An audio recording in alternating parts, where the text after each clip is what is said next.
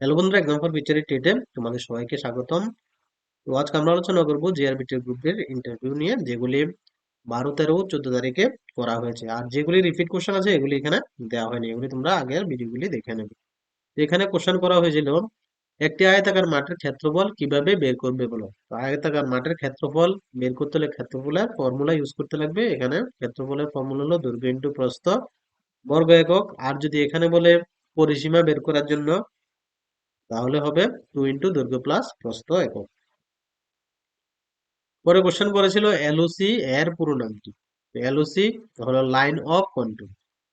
এই যে এলওসি ভারত ও পাকিস্তানের মধ্যকার সীমান্ত, যা জম্মু ও কাশ্মীর রাজ্যকে স্পর্শ করে, সেটি এলওসি হিসাবে পরিচিত। এই সীমান্ত সামরিক নিয়ন্ত্রণে এবং এটি মূলত যুদ্ধবিরতি লাইন নামে পরিচিত ছিল।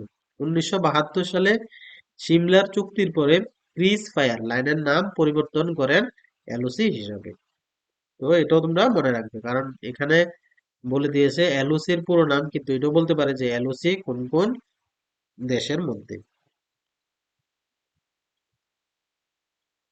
পরে কোশ্চেন করেছে রূপাইছড়ি ব্লক কোন সাবডিভিশনে অবস্থিত। তো রূপাইছড়ি ব্লক সাবরুম সাবডিভিশনে। পরে কোশ্চেন করেছে রেড ক্লিফ লাইন কোন কোন দেশের মধ্যবর্তী সীমানা। তো রেড ক্লিফ লাইন ভারত ও পাকিস্তানকে বিভক্ত করে, মানে ভারত ও পাকিস্তানের মধ্যবর্তী সীমানা।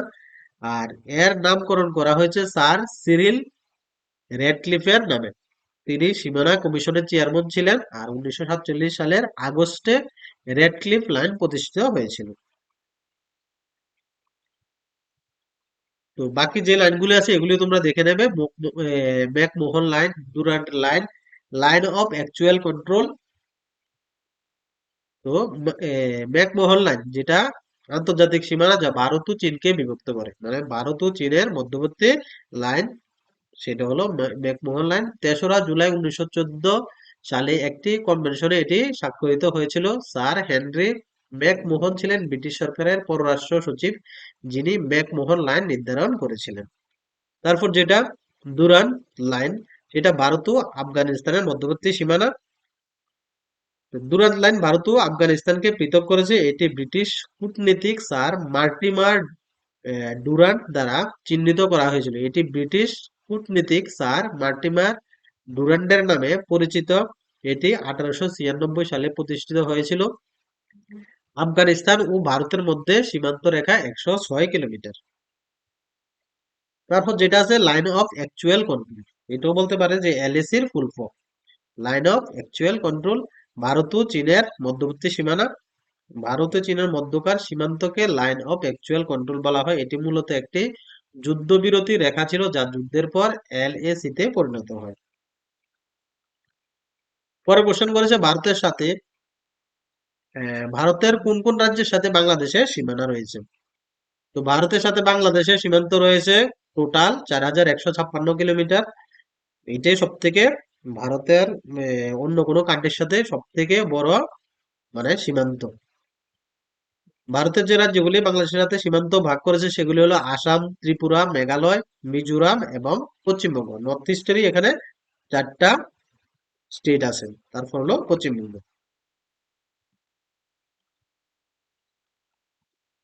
তারপর কোশ্চেন করেছে ভারতের সাথে কতটি দেশের স্থল সীমানা রয়েছে।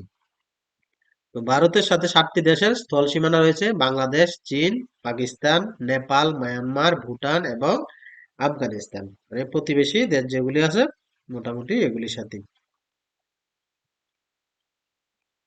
পরে কোশ্চেন করেছে ভারতে বর্তমান কতটি রাজ্য ও কতটি কেন্দ্রশাসিত অঞ্চল বলো।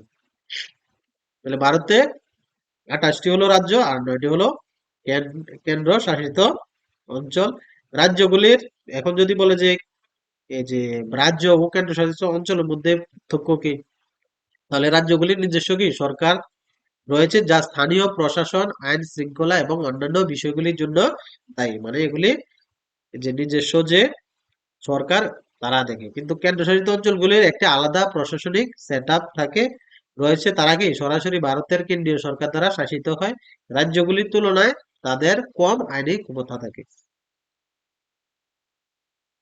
তাহলে এটাও দেখে রাখবে, কারণ এটাও বলতে পারে। পরে কোশ্চেন করেছে এসিড বৃষ্টির নাম শুনেছো, এসিড বৃষ্টির কয়েকটি ক্ষতিকারক প্রভাব বলো, মানে এসিড বৃষ্টিতে কি কি ক্ষতি হয়। এখানে অনেকই ক্ষতি হয় এসিড বৃষ্টির ফলে, গাছপালার ক্ষতি হয়, যেমন পাতার টিস্যু কি হলুদ হয়ে যায়, এটি মাটির পুষ্টি পুষ্টি কেড়ে নেয়।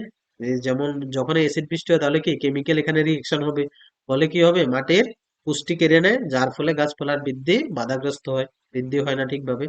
পাতার স্টোমাটাল ছিদ্র ব্লক করে, এতে মাছ ও জলজ প্রাণীর ক্ষতি হয়, ভবনের ব্যাপক ক্ষতি হয়, মার্বেল চুনাপাথর স্ল্যাট ইত্যাদি ক্ষয় হয়ে যায়। তাহলে মাছও এখানে কি মারা যায় যখন এসিড বৃষ্টি হয়, তাহলে জলের মধ্যে কি এসিড মিক্সড হয়, তখন ওদের অসুবিধা হয়। পরের প্রশ্ন করেছে, কোশ্চেন করেছে ধলাই জেলার হেডকোয়ার্টার কোথায় অবস্থিত, তো সেটা আমবাসা।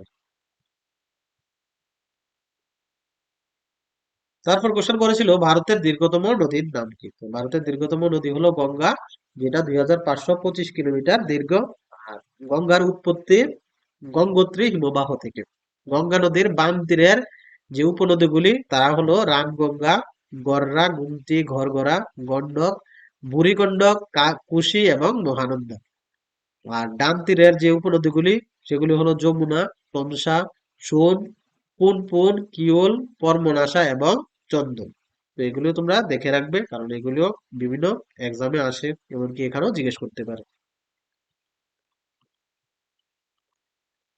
পরে কোশ্চেন করেছে 2023 সালে অর্থনীতিতে নোবেল পুরস্কার কে পেয়েছেন। 2023 সালে অর্থনীতিতে নোবেল পেয়েছেন ক্লোডিয়া গোল্ডিং। নারীদের শ্রমবাজারের ফলাফল সম্পর্কে বোঝার উন্নতি করার জন্য তাকে নোবেল পুরস্কার প্রদান করা হয়েছে। ক্লোডিয়া গোল্ডিন মহিলাদের উপার্জন এবং শ্রমবাজারে অংশগ্রহণের প্রথম ব্যাপক বিবরণ প্রদান করেছেন।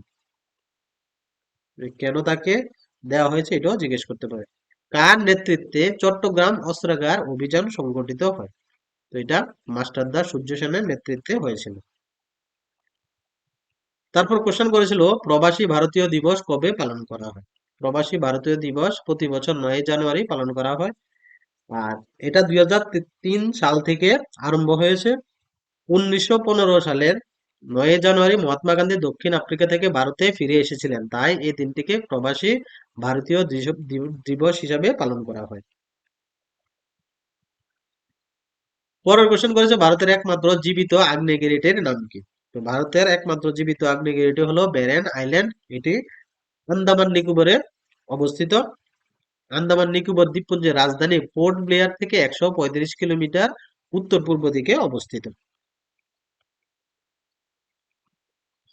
পরে কোশ্চেন করেছে ইসরো থেকে কিছুদিন আগে যে সূর্যযান পাঠিয়েছে তার নাম কি, তো তার নাম হলো আদিত্য L1।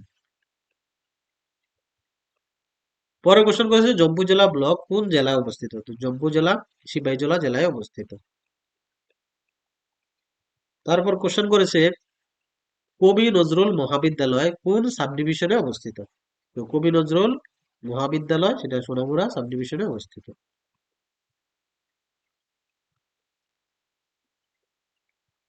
তারপর কোশ্চেন করেছে রবীন্দ্রনাথ ঠাকুর মোট কতবার ত্রিপুরায় এসেছিলেন, তো রবীন্দ্রনাথ ঠাকুর মোট 7 বার ত্রিপুরায় এসেছিলেন।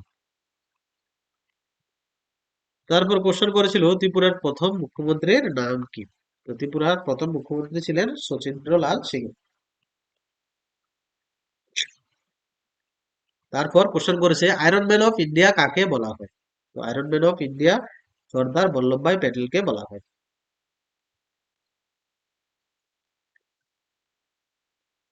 তারপর কোশ্চেন করেছে মহাত্মা গান্ধীর রাজনৈতিক গুরু কে ছিলেন, তো মহাত্মা গান্ধীর রাজনৈতিক গুরু ছিলেন গোপাল কৃষ্ণ গোখলে।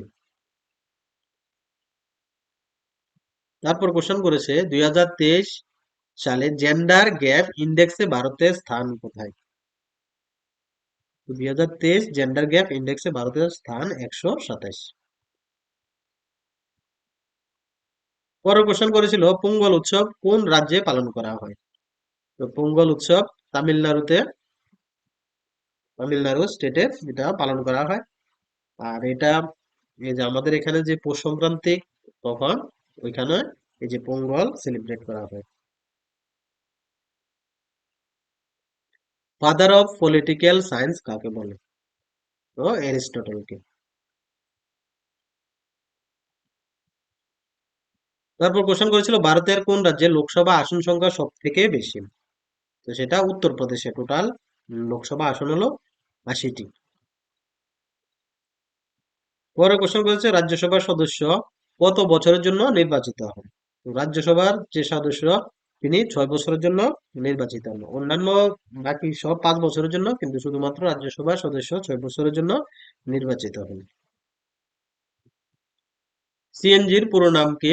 তো সিএনজির পুরো নাম হলো compress natural gas.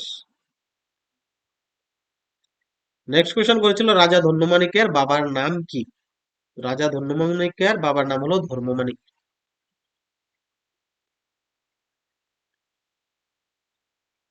Next question করেছিল গোমতী নদীর দৈর্ঘ্য কত? তো গোমতী নদীর দৈর্ঘ্য হলো 133 কিলোমিটার।